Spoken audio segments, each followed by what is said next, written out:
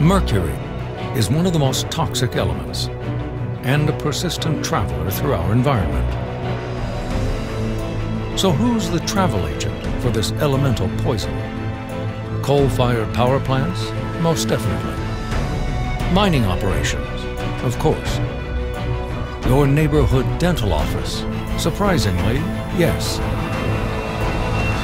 The United Nations Environment Program reports that 10% of global mercury usage is for amalgam tooth fillings. This results in up to 340 tons of dental mercury journeying into the environment each year. In the United States, dentists are currently the largest users of elemental mercury. This accounts for roughly 32 tons of mercury used yearly to place amalgam restorations, otherwise known as silver fillings.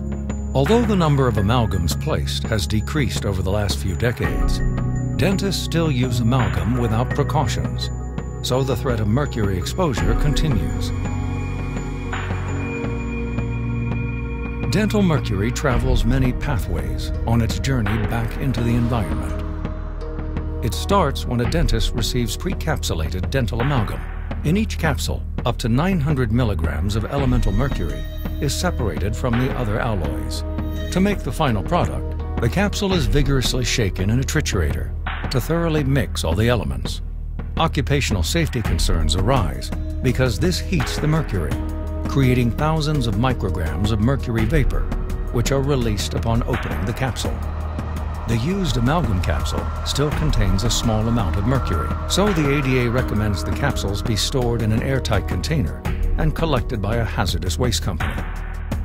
Unfortunately, the majority of dentists toss the capsules into the trash. This mercury-contaminated trash will eventually travel to a landfill, where the mercury will continue its trek down into the soil.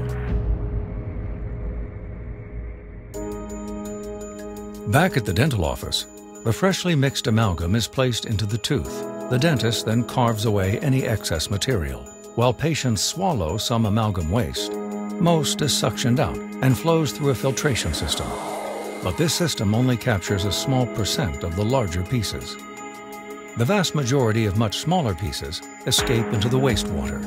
A similar scenario plays out when dentists replace amalgam fillings.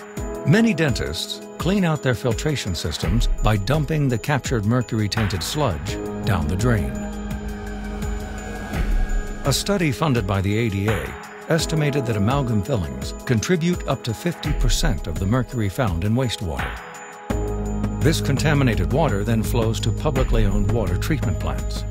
While efforts are made to remove the mercury from wastewater, most of it settles down into the sewage sludge, which is then taken and spread on land as fertilizer or deposited in a landfill.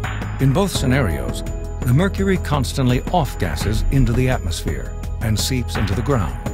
A percentage of the sewage sludge is also sent packing to incinerators. With over 200 tons of dental mercury in the mouths of Americans, even exhaling is a contributor of mercury to our atmosphere. Additionally, people with amalgam fillings serve as hosts for mercury's passage back into our environment through the excretion of human waste. Mercury's ride continues even after death. Crematories, which are unregulated and contain no filtering processes, are a growing vehicle for transporting mercury back into the atmosphere. When all the various pathways are accounted for, dental mercury from the United States contributes roughly 28.5 tons into the environment each year. The governments of the world are actively working together to reduce the amount of mercury released globally to protect human health. The first and foremost step to eliminating mercury released from dental amalgam is to discontinue the use of this toxic material. With the threat so great and the solutions so simple, it's time to restrict mercury's passport.